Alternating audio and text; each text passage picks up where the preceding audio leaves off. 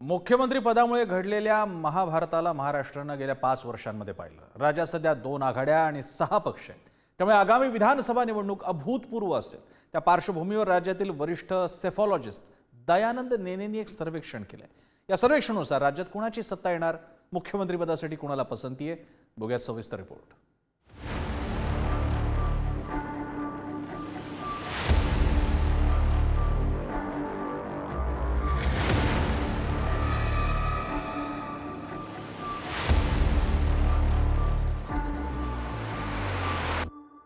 ज्या मुख्यमंत्री पदावरून 2019 मध्ये शिवसेना भाजप युती तुटली, त्याच मुख्यमंत्री पदासाठी आता उद्धव ठाकरे आणि देवेंद्र फडणवीसांमध्ये खरी लढाई आहे। कारण एका सर्वेक्षणानुसार मुख्यमंत्री पदासाठी फडणवीस आणि ठाकरेंच्या नावाला सर्वाधिक पसंती असल्याचं समोर आलंय। राज्यातील वरिष्ठ सेफॉलॉजिस्ट दयानंद नेने यांनी सर्वेक्षण केलंय। देवेंद्र फडणवीसांना 23%, उद्धव ठाकरे यांना 21%, एकनाथ शिंदेंना 18%, अजित पवारांना 7%, सुप्रिया सुळेंना देखील 60%। लाडकी बहीण योजनेचे पैसे गेल्यानंतर सुद्धा तुर्तास या दुसऱ्या सर्वेमध्ये आम्हाला काहीही ग्राउंड लेवलला काही विशेष फरक पडल्याचं दिसत नाही।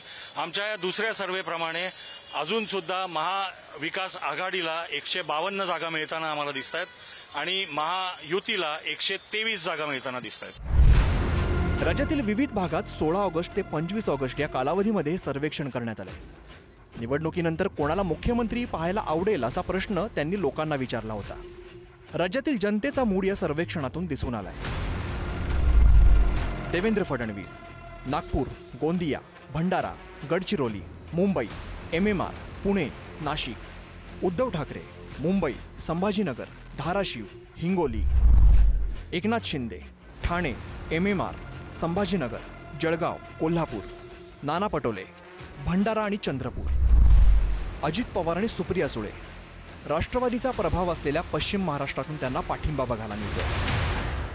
ये स्थिति उद्धव ठाकरे की कर दी है कि उनको मुख्यमंत्री के लिए हाथ जोड़ना पड़ रहा है। जो उद्धव ठाकरे जी मातोश्री में बैठकर हमारी सरकार के समय देवेंद्र जी को जो विकास का काम या जो भी सरकार में चाहिए वो करवा लेते थे, आज उनकी हालत ऐसी है कि उनको हाथ पांव जोड़ने पड़ रहे हैं। उद्धव ठाकरे की हालत अब ऐसी बन गई है की उद्धव ठाकरे कभी भी महाराष्ट्र के मुख्यमंत्री नहीं बन सकते। सर्वे करायचा अधिकार आहे, लोकशाही आहे, कोणी करावं। पण साधारणपणे आमच्यासारखे लोक जेव्हा सर्वे बघतात ना, मी कुठलाही सर्वेला कमी लेखत नाही, पण सर्वे साईज काय आहे, कुठल्या एरियामध्ये केलाय, खूप कॉम्प्लिकेशन, ज्याला थोडंसं हा अभ्यास करतो, कुठले तुमच्या चॅनलमध्येही असतील अभ्यासक असे, त्यांना विचारा की साईज मॅटर्स, एरिया मॅटर्स, खूप गोष्टी असतात त्याच्यात। लोकसभा निवडणुकीत फटका बसल्याने राज्य सरकारने मुख्यमंत्री माझी लाडकी बहीण योजना आणली। या माध्यमातून आगामी विधानसभेसाठी मतदारांना आकर्षित करण्याचा प्रयत्न केलाय।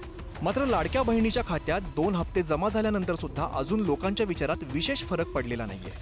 कारण 1.5 महिन्यांच्या अंतरातील 2 सर्वेनुसार महाविकास आघाडीचं वर्चस्व दिसतंय।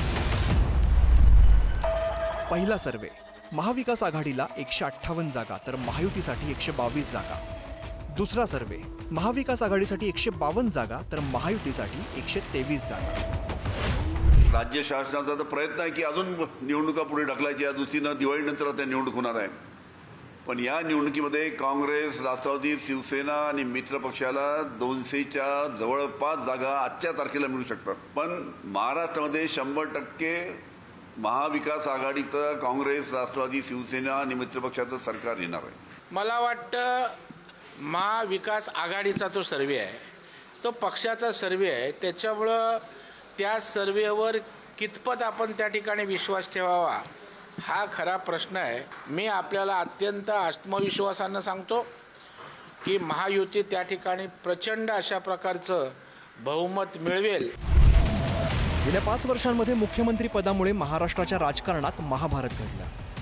एकनाथ शिंदेंच्या बंडामुळे 2 शिवसेना अस्तित्वात आल्या, तर अजित पवारांच्या बंडामुळे राष्ट्रवादीची 2 शकलं झाली। सध्या मविया आणि महायुती या दोन्ही आघाड्यांमध्ये 6 पक्ष आहेत। त्यामुळे कोणाचीही सत्ता आल्यास मुख्यमंत्री पद पुन्हा एकदा कळीचा मुद्दा ठरू शकतो। ब्युरो रिपोर्ट, पुढारी न्यूज।